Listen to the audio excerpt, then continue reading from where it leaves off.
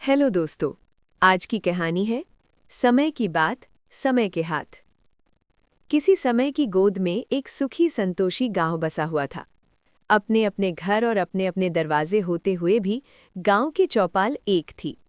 सभी घरों के बुजुर्ग और नौजवान ब्यालू से निबटते ही अलाव के चारों तरफ बैठकर घरेलू बातें करते थे। पुरानी बातों के झपाटे उड़ते थे। हंसने की बात सुनकर हंसते थे, दुख की बात सुनकर आहें भरते थे। किसी का भी मुंह झूठ और छल कपट की वाणी सीखा हुआ नहीं था। सच्ची बात कहते थे और सच्ची बात सुनते थे। घर घर चूल्हे में मंद मंद आंच तो जलती थी, मगर किसी भी कोने में आग लगी हुई नहीं थी। बूते की कामना और बूते का काम, नीचे धरती और ऊपर राम। मुट्ठी में समाये इतनी ही ज़रूरतें थी। पेट के लिए रोटी, पीने के लिए पानी, पहनने को कपड़े, रहने को मकान। सूर्योदय से पहले ही घर घर में रोशनी फैल जाती।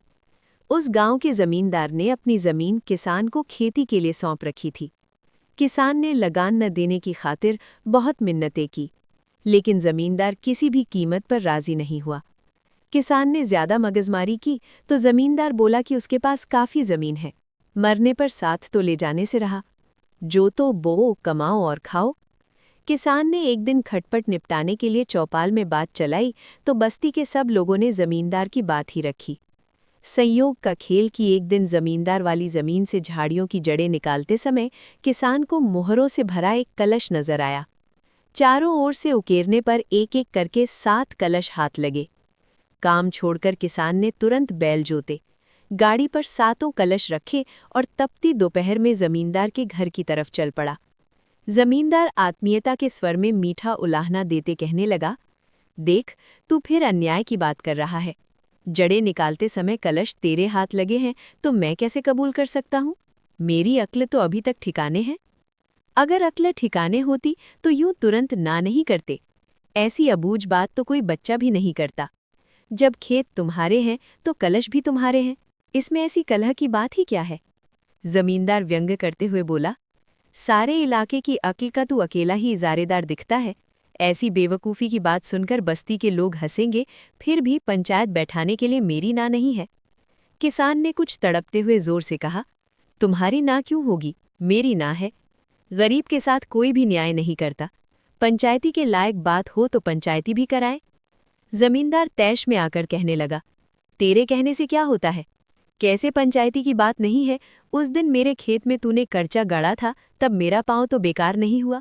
बता, चौमासे में मेरे खेत पर काम करते समय तुझ पर बिजली गिरे तो तू मरेगा या मैं? मुझ पर बिजली गिरेगी तो मैं ही मरूंगा। खेत मेरा है तब मुझे मरना चाहिए। बता, मेरे खेत में काम करते हुए अगर तुझे सांप काट खाए तो उसका जहर मुझे चढ़ेगा या तुझे? बोल। अब इन उल्टी सीधी पहेलियों में मत उलझाओ। तुम पर अच्छा खासा विश्वास करके मैं यहाँ आया था। मैं जानता हूं कि पंचायती होने पर मेरे साथ इंसाफ नहीं होगा। तब पंचायती क्यों करवाता है? चुपचाप ये कलश अपने घर ले जा, मैं कहीं भी चर्चा नहीं करूंगा।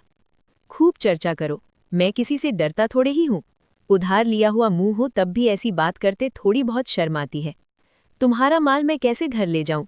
ये कलश जाने और तुम जानो, मैं तो यहीं गाड़ी छोड़कर खेत जा रहा हूं। इतनी देर में तो मैं आधी जड़ें निकाल लेता। खामखा बहस करना मुझे नहीं पोसाता। और ये आखिरी बात कहकर वो वहां से चल पड़ा। जमींदार ने उसे पुकार कर कहा, देख, बेकार जिद करके मत जा, पछताएगा। कोई बात नहीं। जमींदार का गुस्सा समाया नहीं, पर किसान नहीं माना तब वो कर ही क्या सकता था। घड़ी 1.5 रात ढलने पर वही अलाव के पास पंचायत जमी। किसान की बात सुनकर पंचों ने भिड़ते ही उससे सवाल किया, ये कलश अपने आप उछलकर बाहर आए या तूने खोद कर निकाले? निकाले तो मैंने खोद कर ही। कलश अपने आप उछलकर बाहर कब आते हैं? पंच मुस्कुराकर कहने लगे, तब तो ये न्याय तेरे अपने मुंह से ही हो गया कि तेरी मेहनत का फल तुझे ही मिलना चाहिए। लेकिन गवार किसान तब भी नहीं माना। पंचों के सामने वही हठ करते कहने लगा, लेकिन जमीन तो मेरी नहीं है। दूसरे की जमीन में गड़ा धन लेने के लिए मेरा मन नहीं मानता। पंचों ने कहा, तेरे मन को मनाना हमारे वश में नहीं है। इंसाफ करना हमारे जिम्मे था, जो हमने निपटा दिया। धरती, पानी और हवा पर किसी का भी हक नहीं होता। अगर तू ऐसा ही हरिश्चंद्र है, तब दूसरे की जमीन पर बहती हवा में तुझे सांस भी नहीं लेना चाहिए। आप फरमाए तो नहीं लूं? पंचों ने कहा, लेकिन हम ऐसी उल्टी बात क्यों फरमाएं? हमारा कहना मान, जब तक गाड़ने वाले का पता नहीं चले तब तक ये अमानत तू ही संभाला। ये अमानत मेरे किस काम की? ये तो नींद बेचकर जागरण मोल लेना है। भगवान जाने किसने क्या आस करके ये मोहरें गाड़ी होंगी। या तो दूध का दूध और पानी का पानी करो, वरना मुझे ये कलश राज्य के खजाने में जमा कराने पड़ेंगे। पंचों ने कहा, हमने तो अपनी समझ के अनुसार जो इंसाफ करना था सो कर दिया, तू न माने तो तेरी मर्जी। तब वो किसान चटकते हुए बोला, जब इंसाफ का रास्ता ही नहीं जानते तो इंसाफ करने के लिए मुंह धोते ही क्यों हो? उसके बाद वो जिद्दी किसान सीधा राज दरबार पहुंचा।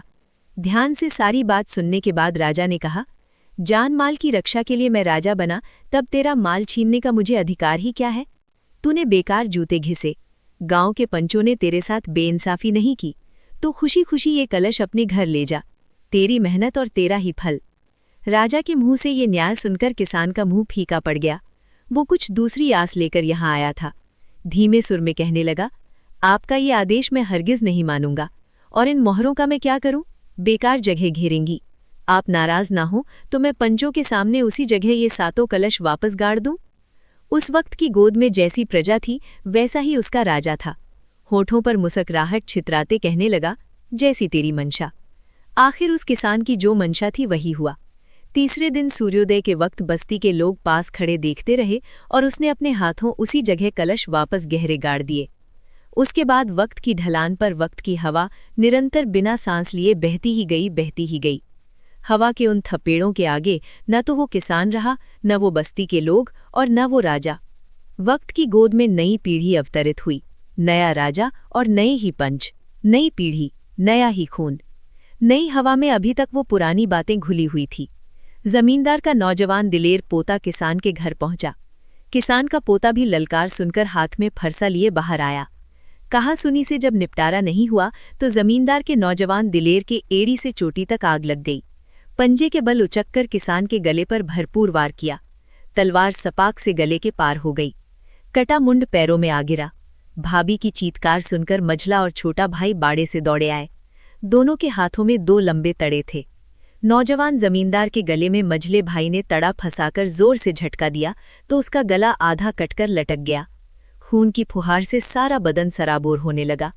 उस गांव की धरती पर पहली दफा पसीने की जगह खून की आकृति चित्रित हुई। गांव के पंच शामिल होकर राजा की शरण में पहुंचे। गड़े धन की बात सुनते ही राजा को गुस्सा आ गया। पंचों ने इतने दिनों तक भेद क्यों छिपाकर रखा? गड़ा धन तो राजा का ही होता है। उसके आदेश से पंचों को 21-21 जूतों की सजा मिली। तत्पश्चात राज्य के घुड़सवारों ने घोड़े दौड़ाए सो किसान के पचावे में छुपाए हुए कलश तुरंत सरकारी खजाने के हवाले किए गए। समय समय की हवा और समय समय की बयार। उस सुखी और संतोषी गांव में जमी हुई चौपाल उठ गई। घर घर आग की लपटें लपलपाने लगी। भगवान जाने वो आग बुझेगी कि नहीं। समय की बात, समय के हाथ। अगर वीडियो अच्छा लगा हो तो चैनल को जरूर सब्सक्राइब करें। धन्यवाद।